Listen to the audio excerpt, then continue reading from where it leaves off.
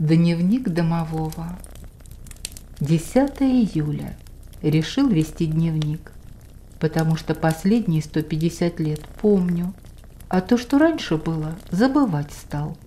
Буду все записывать, может и пригодится. Тетрадку стырил у хозяйки, думаю, не заметит. 11 июля. Не вымыла посуду, попрощайся с сережками. Совсем уж расслабились эти людишки. 12 июля. Было скучно. Всю ночь гоняли по дому с котом на перегонки. Хозяйка проснулась, пнула его и заперла в кладовке. За это выдавил остатки зубной пасты в мусорку. Кот расстроен и злится на меня за то, что гоняли вместе, а достается только ему. 14 июля. Ночью от нефиг делать гремел посудой и топал. Хозяйка залезла под одеяло и думала, что ей это поможет. Смешная она у меня. 15 июля. Приходил толстый поп с кадилом. Завонял весь дом. Сказал хозяйке, что все будет хорошо. А вот фиг вам, меня кадилом не проймешь. 17 июля. Свалился со шкафа и разбил вазу. Опять досталось коту. Теперь он со мной не разговаривает, только сидит и смотрит с осуждением. Неудобно как-то получилось. 18 июля. Хозяйка пылесосила. 1,5 часа просидели с котом под кроватью. Адская машина. Зато с котом помирились. 21 июля. Долго не писал. После уборки хозяйкой 3 дня искал дневник. Приходил к ней какой-то мужик с цветами. Оставался ночевать. Попросил кота нассать ему в ботинки.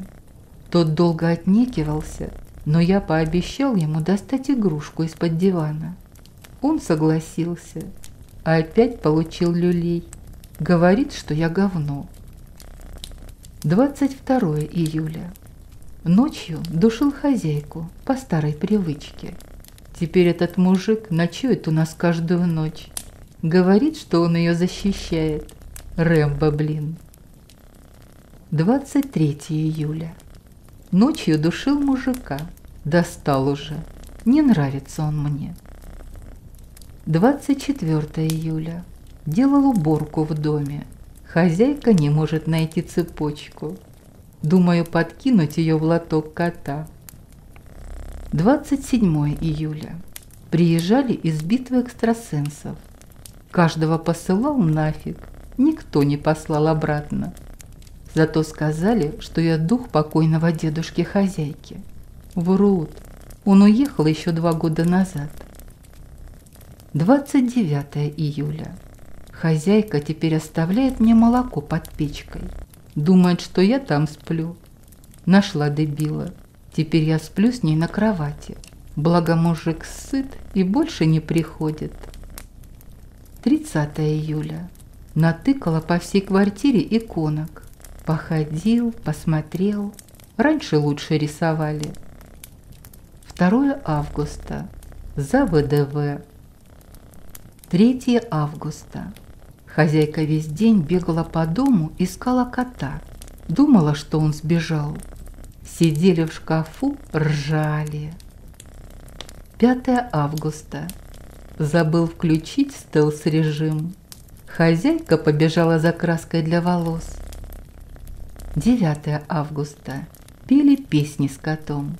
Хозяйка звонила ветеринару. Кот теперь переживает за свои шарундулы. 12 августа. Все-таки продала она квартиру. Вот зараза. Вчера съехали. С котом договорились переписываться через голубей. Когда съехали, обнаружил, что он нагадил под печкой. Вот гаденыш. 14 августа. Въехала новая семейка. Ну-ну. 20 августа. Скучаю по коту. Он мне пишет, что не скучает, потому что вопрос о шарундулах еще открыт. Врет, зараза. 21 августа. Переговорил с их домовиком. Он не против разменяться, тем более, что тут 3, а у них 2. Договорился с голубями о переезде. Запросили полбатона крошками, совсем озверели. Ссылаются на инфляцию.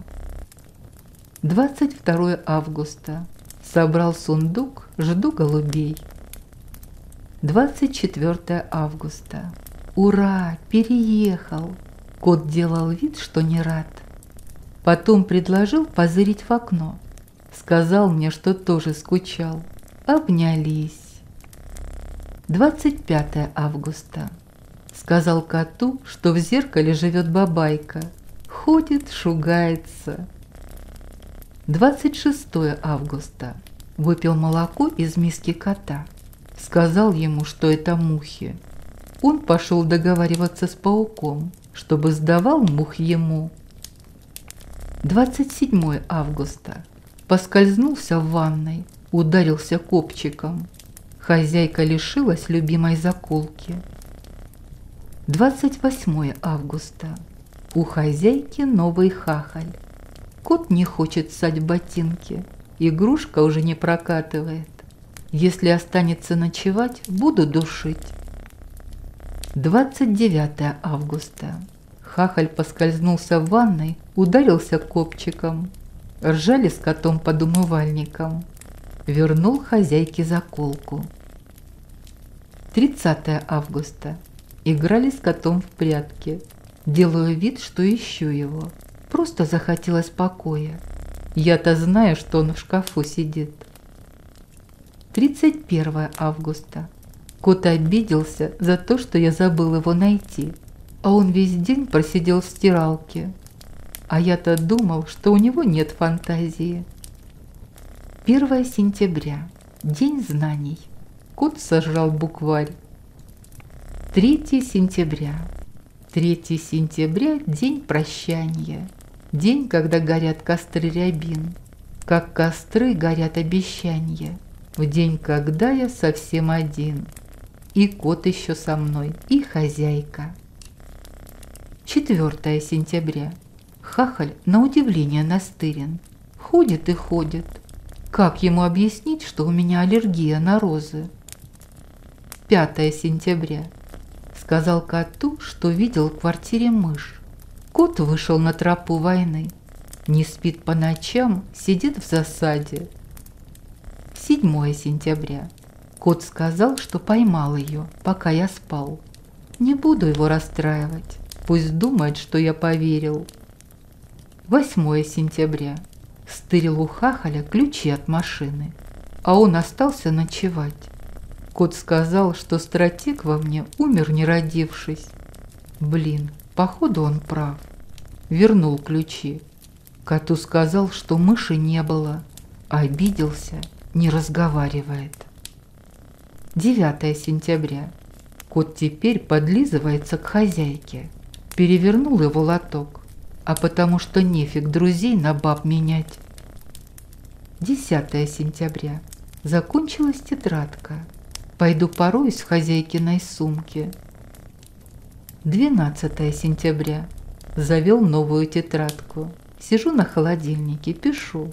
3 часа ночи. Хозяйка жрет колбасу и думает, что ее никто не видит. 13 сентября. Кот линяет. Я чихаю. Хозяйка крестится. 15 сентября. Читали с котом Камасутру. Ну как читали? Ржали с картинок. Но потом много думали. 16 сентября. Кот насрал под кроватью. Спрашивал у него, зачем? Говорит, само как-то вырвалось. Переживает. Спрашивает у меня, где можно схорониться на пару дней. 17 сентября. Хозяйкин хахаль полез за тапочками и вляпался в историю. Кот сидел на шкафе и делал вид, что вытирал там пыль. Хахаль полез за ним, свалился и сломал руку. Я от смеха упал вместе с люстрой на хозяйку. По календарю благоприятный день. 19 сентября. Хахаль пока не приходит.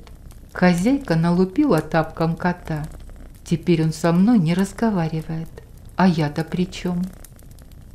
20 сентября. Подкинул коту записку с предложением мира. Тот долго делал вид, что умеет читать. В итоге сожрал ее и сказал, что согласен. Кажется, я его недооценивал. Перепрятал дневник. 22 сентября. Рубились с котом на щелбаны в камень, ножницы, бумагу. Неинтересно с ним играть, потому что кроме бумаги он ничего поставить не может. Теперь лежит на кровати и жалуется на головную боль. 23 сентября. Приходил сантехник, попросил ключ на 16. Я ему подал. Что за привычка падать в обморок? 25 сентября. Опять поп, опять кадила. Попросил его сильно не дымить. Он сказал, что раз деньги уплачены, надо потерпеть. Намекнул ему тогда про откат. Он сделал вид, что перестал меня слышать. 26 сентября. Сказал коту, что в геране много витаминов. Ой, что теперь будет. 27 сентября. Хозяйка второй день спит со светом. Я периодически выключаю. Мешает же. Каждый раз засыпаю под молитву. По-моему, Есенин лучше писал. 28 сентября. Отмечали день рождения кота. Пили валерьянку, катались на шторах, пели песни. Вечером сидели на подоконнике. Кот ходил по парапету и кричал, что если упадет, то нифига не будет, потому что у него 9 жизней. Таким дурным по пьяни становится. 29 сентября. Хреново. Молока бы. 30 сентября. Смотрели с котом «Анимал Планет». Говорит, что все львы тупые качки, потому что сидят на анаболиках. Мне кажется, он просто завидует. 2 октября. Сказал коту, что если сидеть в коробке, реально можно похудеть. Хожу, ржу. 3 октября. Завтра к нам в гости приезжает хозяйкина мама. Ждем-с. 4 октября. Вот и дождались. Приехала мама хозяйки. Встречал ее хлебом с солью, то есть крошками на кровати и солью в чае. Не люблю гостей. Кот сказал мне, что я социофоб. Не спорю. 5 октября.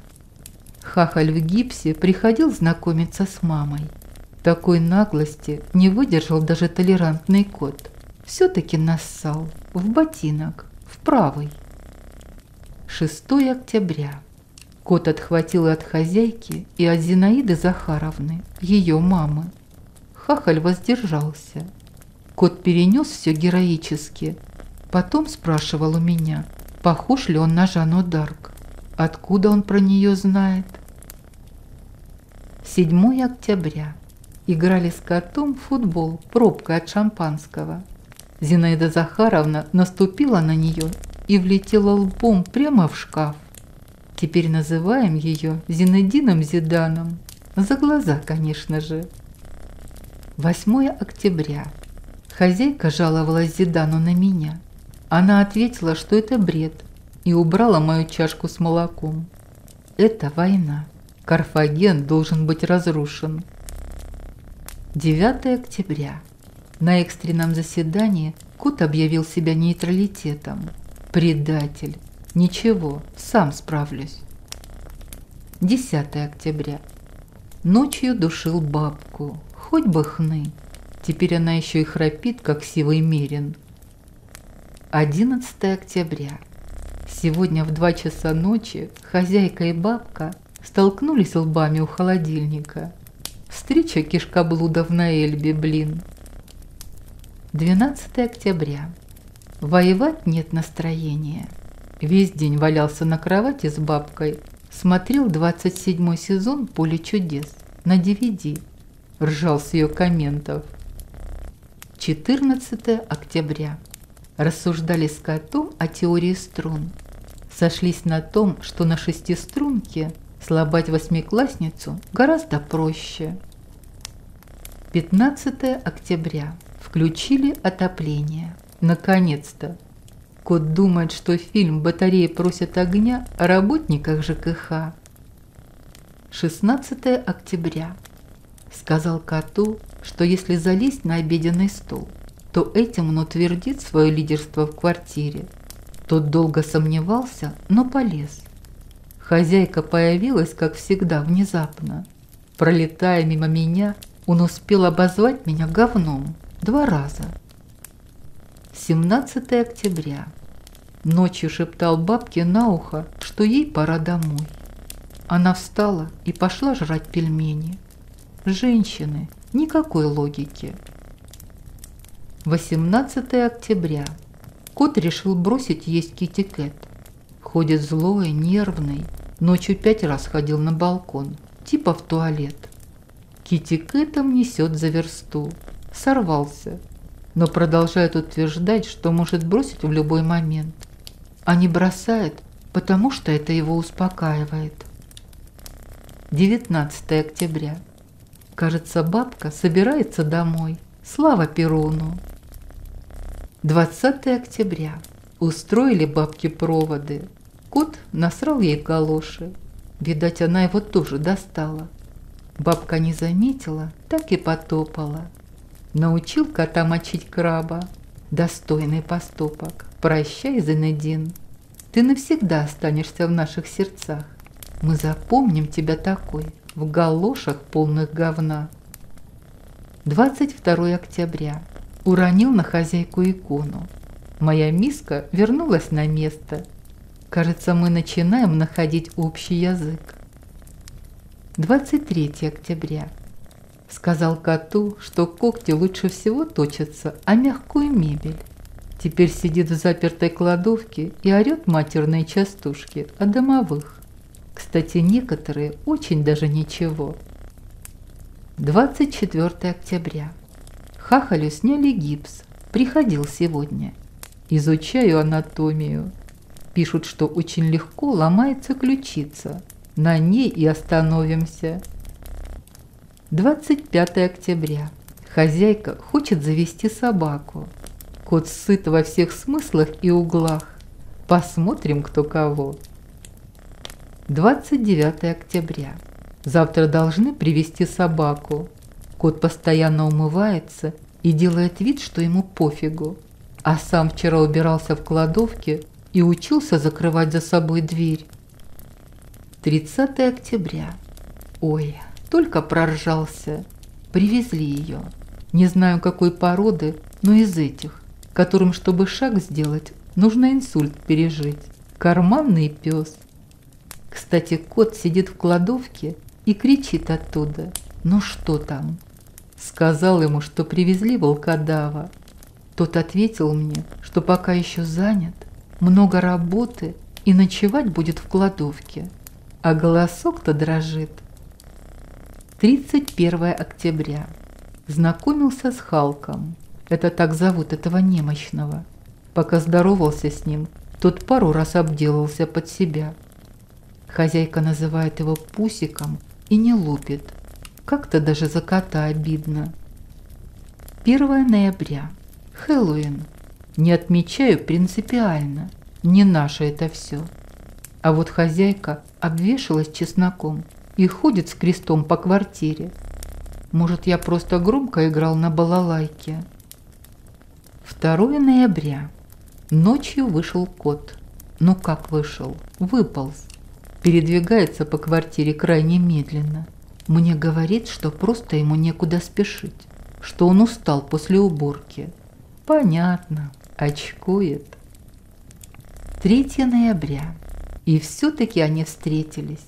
Такую скорость бега я видел только тогда, когда Хахаль бежал на толчок, после подсыпанного нами слабительного. Не знаю даже, кто из них больше испугался. 4 ноября. Подскользнулся в прихожей. Теперь знаю, кто больше испугался.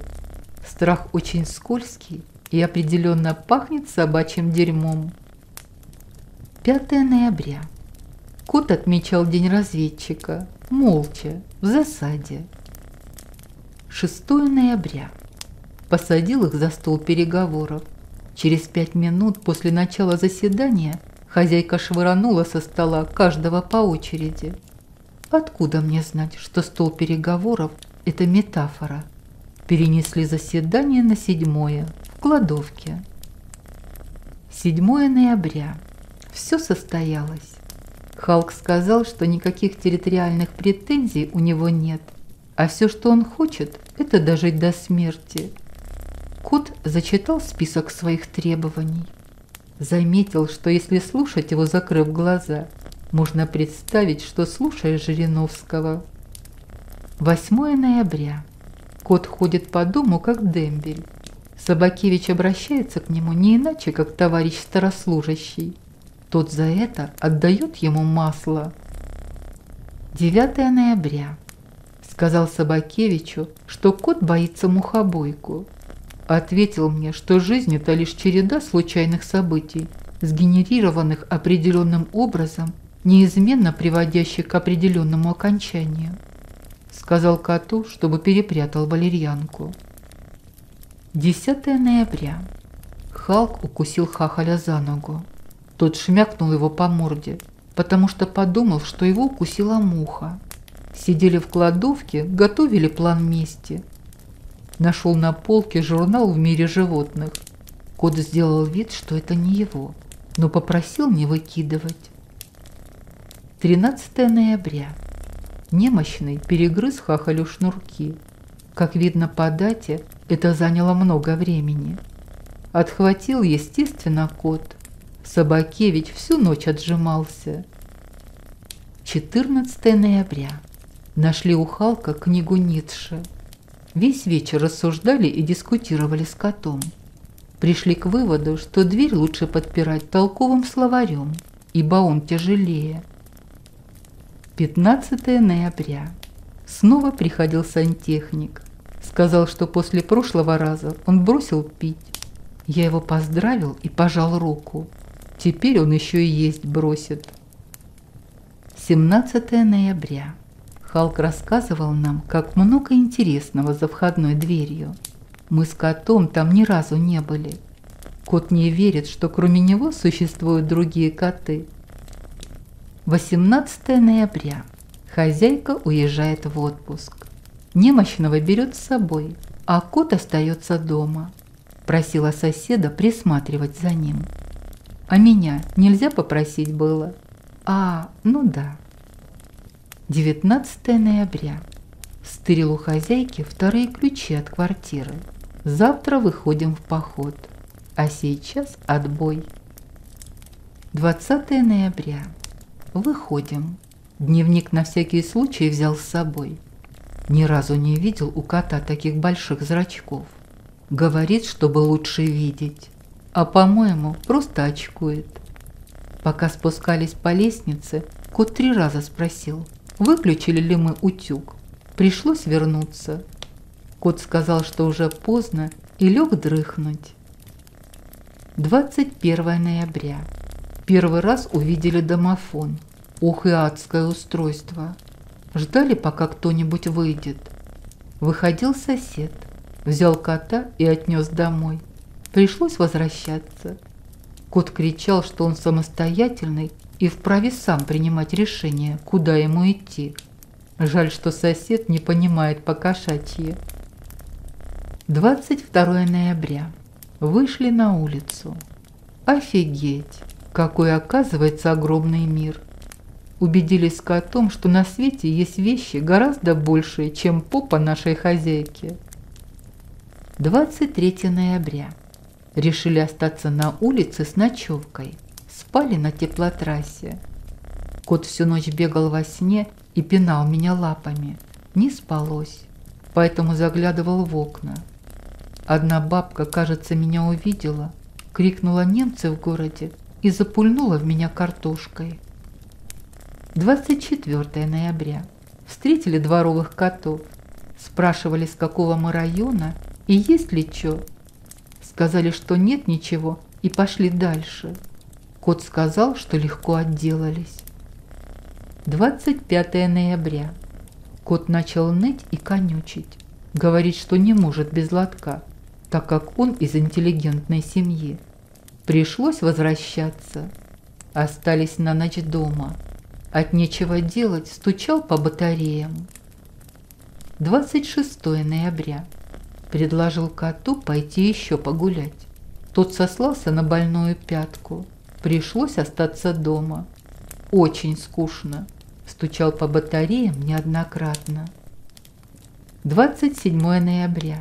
Стоп. Откуда у кота пятка? Вот брехло блохастое. Кстати, действительно блохастое. Искал дуст, нашел гуталин. Намазал его, пока тот спал. Теперь он кот Нельсона Манделы. Когда встречаюсь, снимаю шляпу и кланяюсь. Кот говорит, что я идиот. 28 ноября. Приходил сосед, отмыл кота. 29 ноября. Смотрели телевизор. Кот отказывается смотреть домашний. Постоянно переключает на Дом-2. 30 ноября. Рассказывал коту о теории Шрёдингера. Провели эксперимент. Кот весь день просидел в коробке. Вылез ни живой, ни мертвый. Теория доказана или нет? 1 декабря. Зима. Думали с котом, где будем отмечать Новый год. Решили, что на кухне. 2 декабря. Кот обсыпался мукой. Теперь он адепт Белого ордена. Продолжаю снимать шляпу и кланяться. Продолжает называть меня идиотом. Ух уж эта аристократия. 3 декабря. Приходил сосед, отмыл кота. 4 декабря. Ночью рассказывали друг другу страшные истории. Кот сдался на моменте о черном ветеринаре и попросил включить на ночь свет. 5 декабря. Приходил сосед. Я сказал ему, что у нас все нормально. Сосед пошел отмывать штаны. 6 декабря. Завтра приезжает хозяйка. А почему бы нам не разбросать ее шмотки по квартире? Пенделей-то не мне получать. 7 декабря. Ура, приехала. Я даже соскучился уже. На радостях уронил горшок с цветком. Откуда кот знает мою мать? Разве я их знакомил? 8 декабря. Что? Замуж? За хахаля? Ну, это уже слишком. 9 декабря. Хахаль скоро пришлет сватов. Сам, наверное, боится приходить. Знает, чем это закончится. 10 декабря. Организуем с котом движение сопротивления. А Халк сказал, что все тлен. И вообще, он уже почти познал дзен и скоро достигнет нирваны. А все мирское его не интересует. Я думал, что он эмо, а он оказался буддистом. 11 декабря. На выборах командира штаба ополчения произошел раскол. После подведения итогов тайного голосования были объявлены следующие результаты. Кот – 1 голос, домовой – 1 голос. После оплеухи ситуация изменилась. Кот – 0 голосов, домовой – 2 голоса. Единогласно, товарищи. 12 декабря. Ситуация на грани критической. Хахаль подарил хозяйке кольцо. Конечно же, ночью я его спер и спрятал в кладовке. Хозяйка поглядывает на кота, а кот откровенно паникует и пучит на меня свои глазюки. Предложил ему сходить к окулисту. 13 декабря. Слушали с котом дабстеп. Он говорит, что это модно. У Халка случился приступ эпилепсии, а мне понравилось. Ничего, импровизирую на батареях. По-моему, похоже. 14 декабря. Пошел снег. Кот говорит, что если есть снежинки, то добавляется плюс 50 к удаче и интеллекту. сказал ему, что если вылизывать свои шарундулы, то от интеллекта отнимается минус 50. Сошлись на том, что то на то и выходит. 15 декабря. Пришли сваты. Операция «Чистый паспорт, чистая совесть» началась. Кот настаивал на названии «Буря в квартире». Объяснил ему, что заткнись. Возражений больше не поступало. 16 декабря. Вчера еле выпроводили. Сидел возле хозяйки и звуками имитировал несварение. Сваты косились, но продолжали гнуть свое. Кот расцарапал им ноги, за что был заперт в кладовке, но героически продолжал вести оттуда диверсионную работу, выкрикивая лозунги: «Какого хрена приперлись? Чемодан, вокзал, ЗАГС и выпустите, волки позорные!» За последний объявил ему выговор и запретил смотреть глухаря. 17 декабря. Халк сказал, что сопротивление внешним обстоятельствам – путь к саморазрушению. Вот так встал посреди ночи, сказал, вздохнул и лег спать дальше. Переглянулись с котом и договорились спать по очереди. 18 декабря. Хозяйка вовсю готовится к свадьбе. Назначили на январь. Скоро приедет любимая нами Зинедин Зидан. Обсуждали план дальнейших действий. Кот уснул, как всегда, внезапно. 19 декабря. Отправили с голубями письмо Деду Морозу. Я попросил новую тетрадку и не лезть к нам через вентиляцию. Халк – подарочное издание Абхидхармы, а кот – желтого резинового утенка.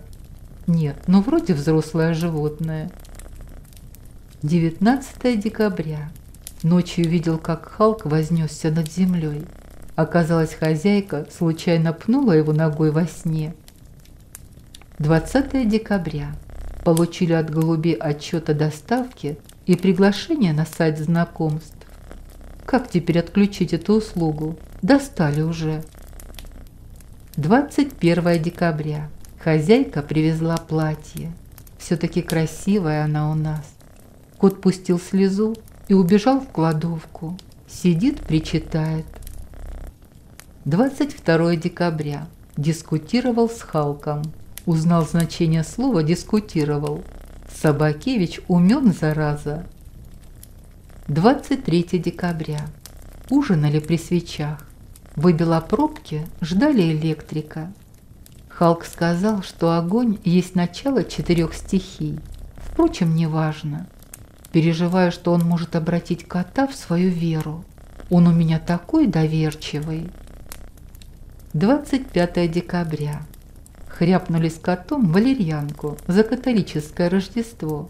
Ну а чем не повод? 27 декабря. Помогали хозяйке наряжать елку. Кот разбил игрушку. Сидим теперь в шкафу. Попросил меня прижать его уши к голове, чтобы не было видно. Сижу, прижимаю. 29 декабря. Ура! Послезавтра Новый год. Выдержка из дневника кота. 4 декабря. Решил завести дневник. По-моему, домовенок уже давно его ведет. Никак не получается почитать, что он там обо мне пишет. Носится с ним, как с писаной торбой, и постоянно перепрятывает. Ладно, у меня тогда будет свой. Хозяйка в отпуске, а этот сидит и рассказывает мне какую-то чушь о черном ветеринаре. Думает, что мне страшно. Попросил его не выключать свет, но просто так, мне с ним комфортнее. 5 декабря. Опять приходил этот сосед. Лохматый, это такой позывной домовенка, как обычно что-то ляпнул. И тот убежал, держась за задницу. Чуть из штанов не выпрыгнул. Ну и хорошо, достал уже купать меня каждый день. Я свои шарундалы могу и сам вылизывать. 6 декабря. Завтра вроде хозяйка вернется. Убирались с домовым в квартире. По-моему, все на своих местах. Пойду посплю. 7 декабря. Этот лохмач уронил цветочный горшок прямо перед приездом хозяйки. Пытался замести землю под диван, чтобы было меньше заметно.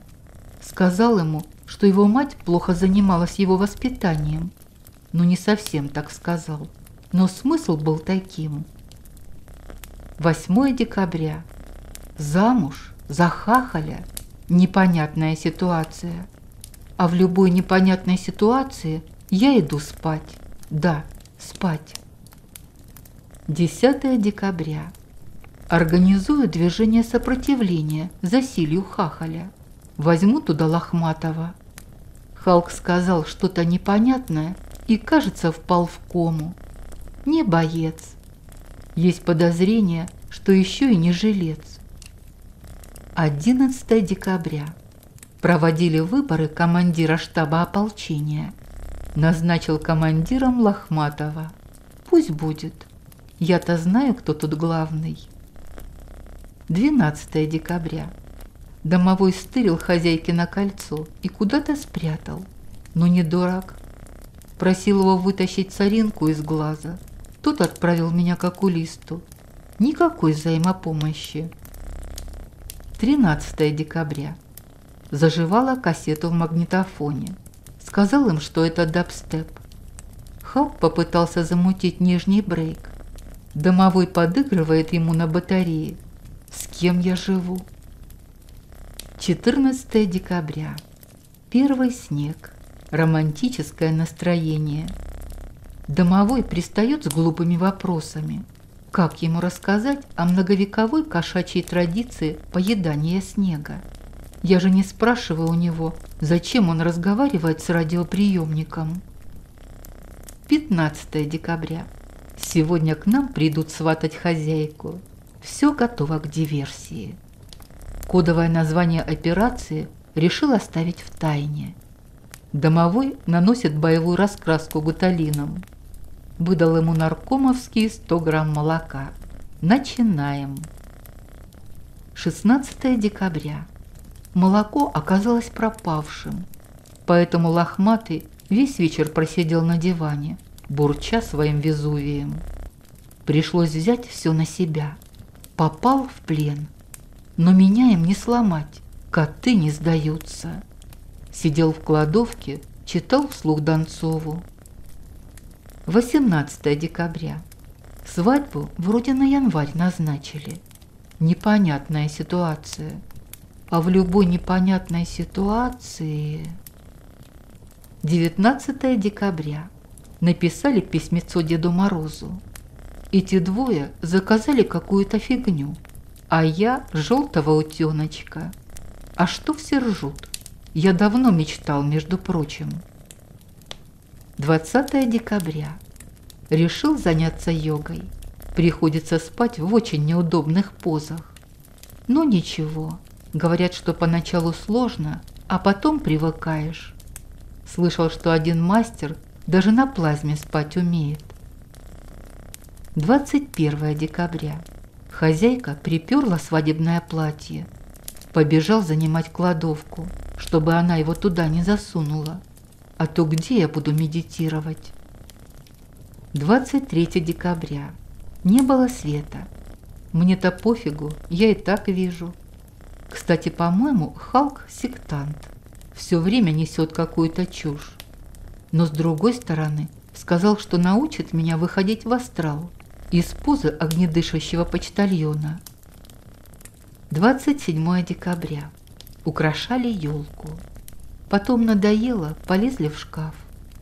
Иногда так хочется покоя, и чтобы кто-нибудь погладил. 29 декабря. Разбавлял валерьянку, а то на все праздники не хватит. Послезавтра Новый год. Продолжение дневника домового. 30 декабря. Приготовил подарки своим домашним. Коту подарю недельный абонемент на почесать за ухом. Халку аромасвечу. Хозяйке верну кольцо, но придется позаимствовать аромасвечу. Хахалю мои самые лучшие пожелания. 31 декабря, 12:40. Готовимся к празднику.